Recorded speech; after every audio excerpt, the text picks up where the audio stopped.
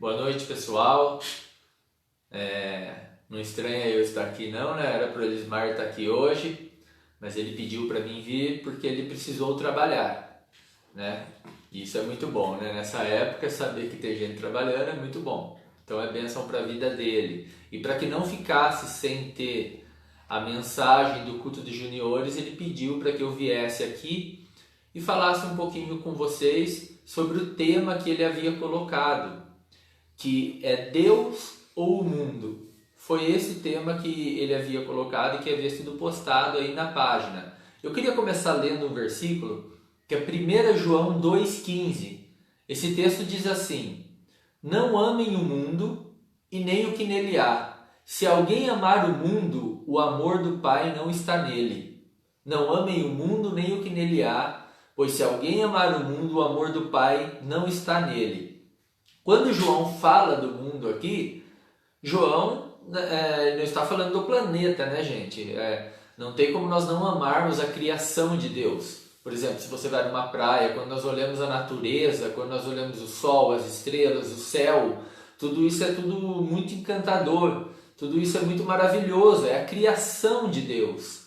Então, não é sobre isso que João está dizendo. João está dizendo sobre o sistema do mundo, sobre a ética mundana, aquilo que o mundo diz que é correto e aquilo que o mundo diz que é errado, né? Há uma inversão de valores no mundo quando nós confrontamos os valores da palavra de Deus. Quando nós confrontamos aquilo que a Bíblia diz que é certo ou errado com aquilo que o mundo diz que é certo ou errado, há uma diferença muito grande. Então, é esse sistema de valores que João está dizendo aqui, que o cristão ele deve amar a Deus. O cristão ele deve amar a palavra de Deus, ele deve amar viver para Deus. E em Hebreus 11:13, o autor de Hebreus escreve assim: Eles eram estrangeiros e peregrinos da terra. Está falando aqui de homens de Deus, homens que viveram na terra como estrangeiros, peregrinos. Eles entendiam que eles não pertenciam a esse mundo, eles estavam aqui de passagem. Eles sabiam que Deus havia preparado algo melhor. Eles tinham um lugar melhor para viver, para passar a eternidade, que é aquilo que Deus prometeu a nós. Então, vejam bem, esses homens que não amaram o mundo, eles buscaram fazer a vontade de Deus, viver de acordo com a palavra de Deus, com aquilo que Deus pede. Eles decidiram viver uma vida reta aos olhos de Deus, sem se importar com os valores do mundo, sem se importar se seriam zombados. Muitos deles foram mortos pelas decisões que eles tomaram, por decidir viver para Deus. Eles perderam até a própria vida. 30 dias para chegar até naquela cidade. O que faria você parar? Se você estivesse caminhando para receber essa herança, será que no meio do caminho você encontraria coisas que te encantariam a ponto de você desprezar essa herança e parar no meio do caminho simplesmente para desfrutar das coisas que vão aparecendo no meio do caminho? Eu acho que não. Eu acho que se nós entendêssemos que nós estamos caminhando para receber uma herança maravilhosa, eu acho que nada no mundo nos encantaria. Nada faria com que nós parássemos, nada faríamos com que nós deixássemos de seguir o caminho que estamos seguindo. Pedro, quando ele fala da herança do cristão, está lá em 1 Pedro 1,4. Pedro diz assim: para uma herança incorruptível, incontaminável e que não pode murchar, guardada nos céus para vós. É assim que Pedro chama a herança que nós vamos receber de Deus. Algo incorruptível, algo que não se corrompe, algo que não se contamina, algo que não murcha, algo que não acaba. É isso que Deus tem guardado no céu para os cristãos. É isso que Deus tem para nós. Agora pense bem, se algo maravilhoso assim nos espera no final do caminho, nós vamos parar no meio do caminho e ficar usufruindo de coisas menores Nós vamos nos desviar do caminho que leva para essa herança, para participar de prazeres menores, de coisas pequenas, coisas que não podem satisfazer? Será que no meio do caminho nós vamos nos encantar com algo a ponto de deixar de lado e esquecer esse tesouro que nos espera? Será que uma felicidade passageira é melhor do que uma felicidade eterna? Porque o cristão, ele caminha para receber essa herança, uma herança incorruptível, incontaminável, que não murcha, guardada nos céus. O próprio Jesus disse: eu vou preparar um lugar para vocês. Lá nós estaremos eternamente na presença de Deus. E por mais que nós possamos passar por momentos difíceis, a Bíblia diz assim que Ele enxugará dos nossos olhos todas as lágrimas. Então, se nós estamos caminhando, se nós estamos indo para o céu, se nós estamos indo para a eternidade, se nós realmente cremos que nós vamos receber essa herança, como que nós podemos nos encantar com o mundo, com o sistema, com os valores do mundo? Hoje nós vemos muitas pessoas que se dizem cristãos, mas são pessoas maravilhadas com o mundo. Elas dizem que elas são peregrinos na terra, mas no meio da caminhada elas param para desfrutar de prazeres que não condizem com o reino que elas dizem participar. No meio do caminho elas param para desfrutar de coisas que a Bíblia condena, que a Bíblia chama de pecado, que a Bíblia diz que não agrada a Deus. Então, o que nós vamos escolher, Deus ou o mundo? A palavra de Deus ou o mundo? Nós vamos andar na presença de Deus ou nós vamos satisfazer a nossa carne com aquilo que o mundo nos oferece? O que nós vamos fazer? Para onde nós estamos indo? Será que o mundo tem nos encantado a ponto de fazer com que nós paremos, nos desviemos do caminho? Muitas pessoas, agora não, né, nessa época de pandemia que nós estamos vivendo, mas as pessoas elas têm o costume de ir semanalmente à igreja. E durante a semana, muitas vezes elas até oram, como o próprio Jesus ensinou a orar: venha o teu reino. Só que durante a semana, nos outros dias da semana, elas vivem como pessoas que não se importam com o reino de Deus. Na verdade, a maneira que elas vivem mostra que elas estão muito mais interessadas em aproveitar ao máximo o que esse mundo tem para oferecer. Elas tiram os seus olhos da recompensa eterna. Elas tiram os seus olhos de Deus, da palavra de Deus. São pessoas que estão maravilhadas com o mundo. São pessoas que estão maravilhadas com as festas, com as alegrias mundanas, carnais. E a prova disso é o tempo e o dinheiro que as pessoas gastam e investem para participar daquilo que o mundo oferece para elas. Mesmo que isso desobedeça a palavra de Deus, mesmo que isso vá em desacordo com aquilo que Deus diz na sua palavra. O cristão ele não pode viver dessa maneira. A Bíblia diz assim que o cristão deve fugir de toda a aparência do mal. A Bíblia diz assim que o cristão não pode amar o mundo. Como nós já lemos, aquele que ama o mundo, o amor do Pai não está nele. Não há meio termo para o cristão. O cristão ele deve viver como um peregrino aqui nessa terra. Nós podemos ver, por exemplo, Paulo.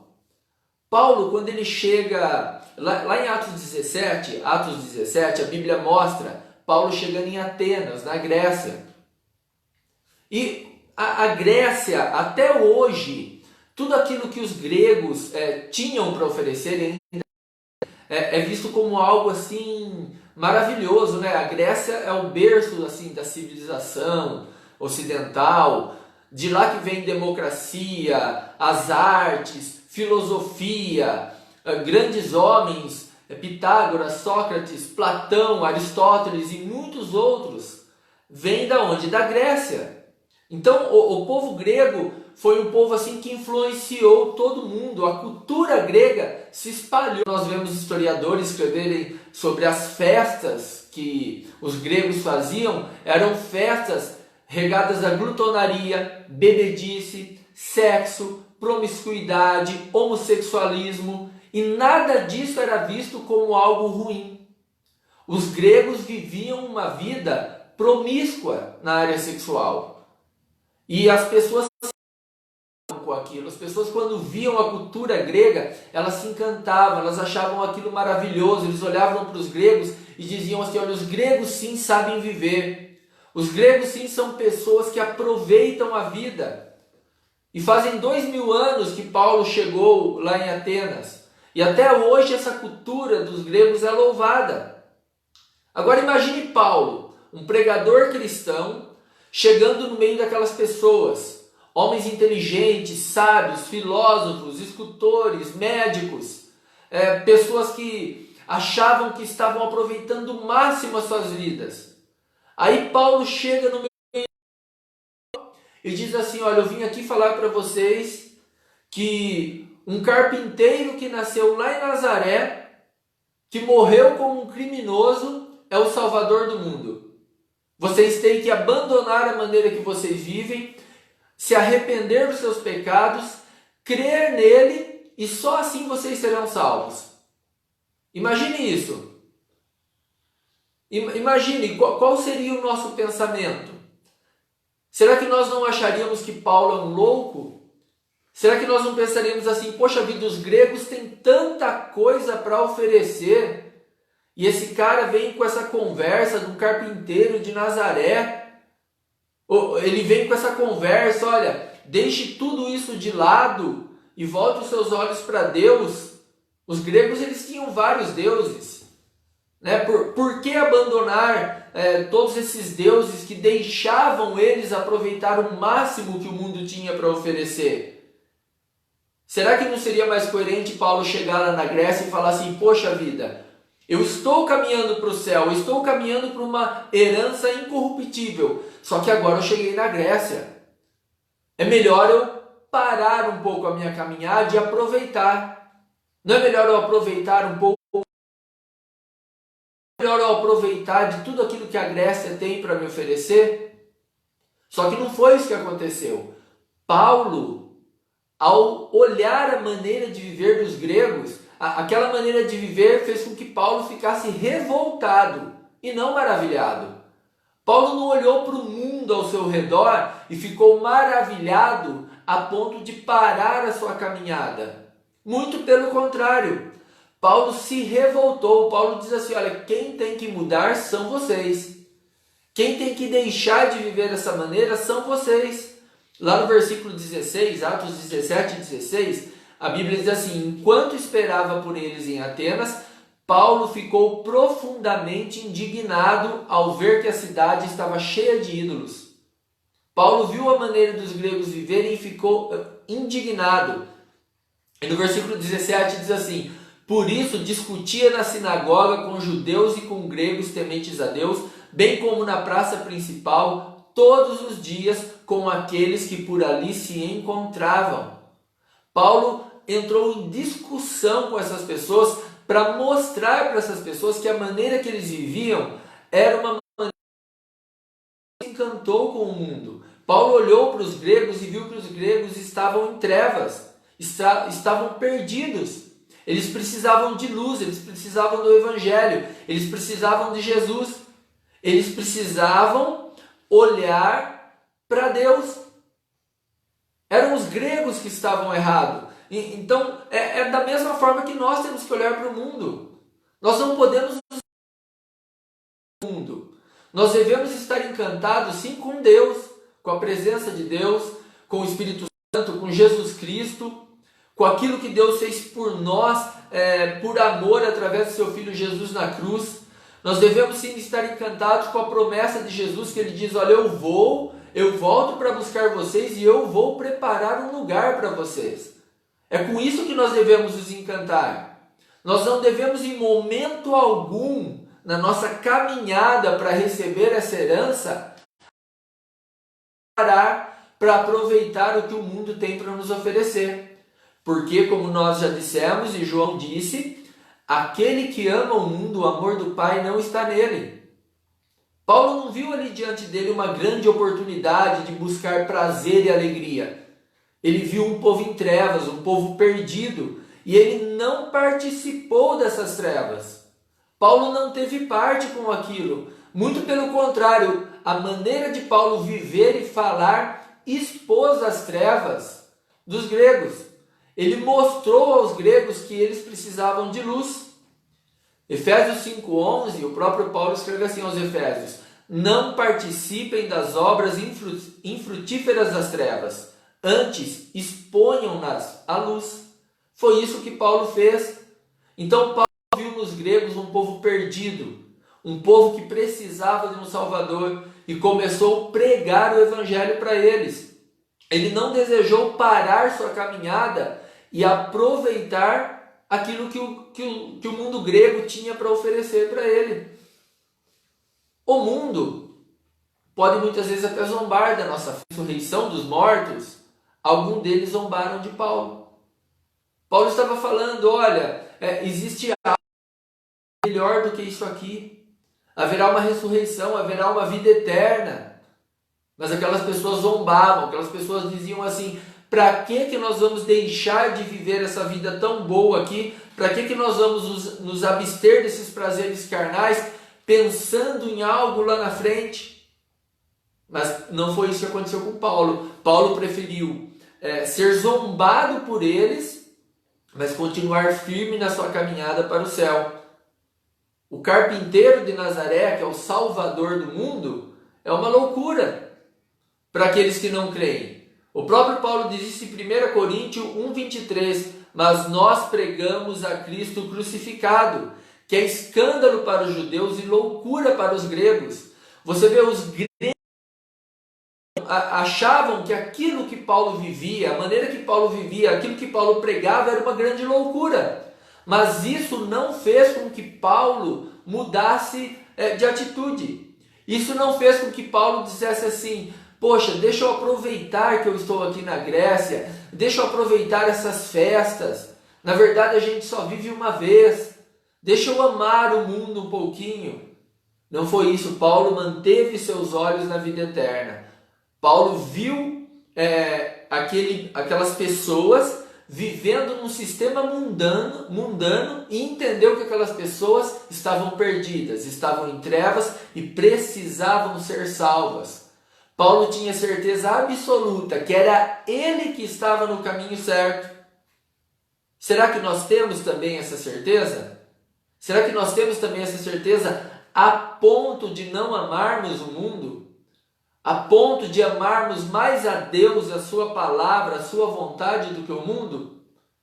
Se nós temos, por que então há tantos cristãos ainda que parecem amar as trevas?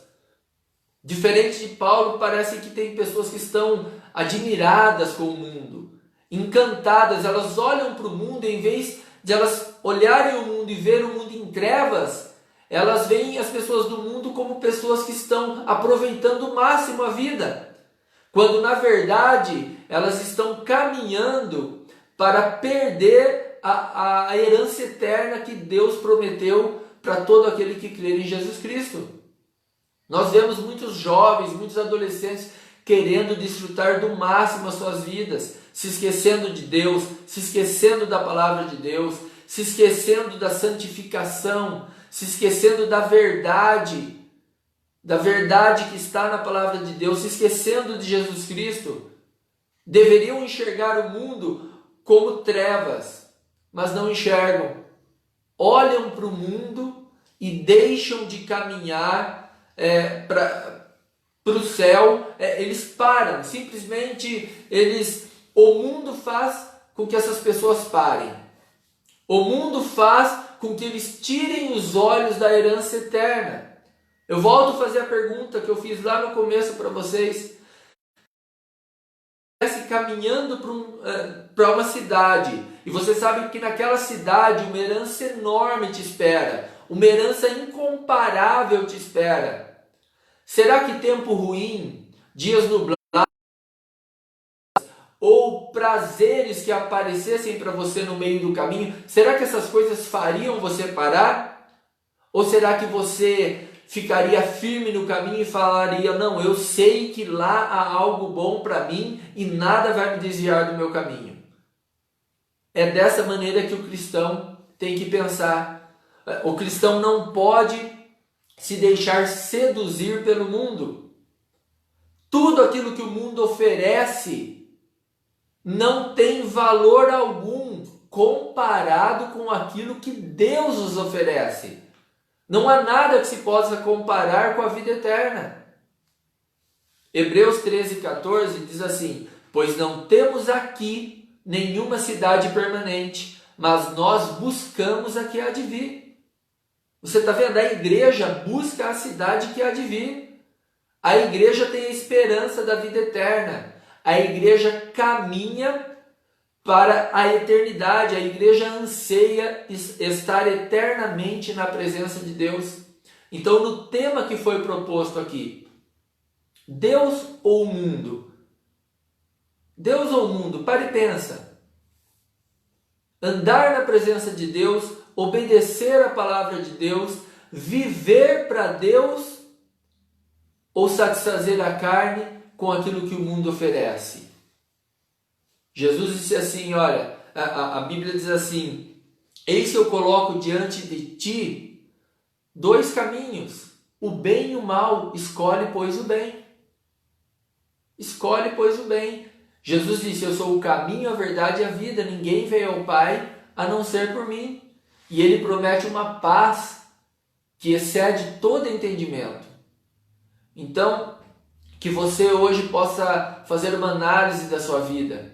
Se você é jovem, adolescente que está me ouvindo, ou de qualquer idade, olhar para a sua vida e entender que num determinado momento você deixou de viver para Deus, para simplesmente aproveitar aquilo que o mundo tem para te oferecer, se arrependa.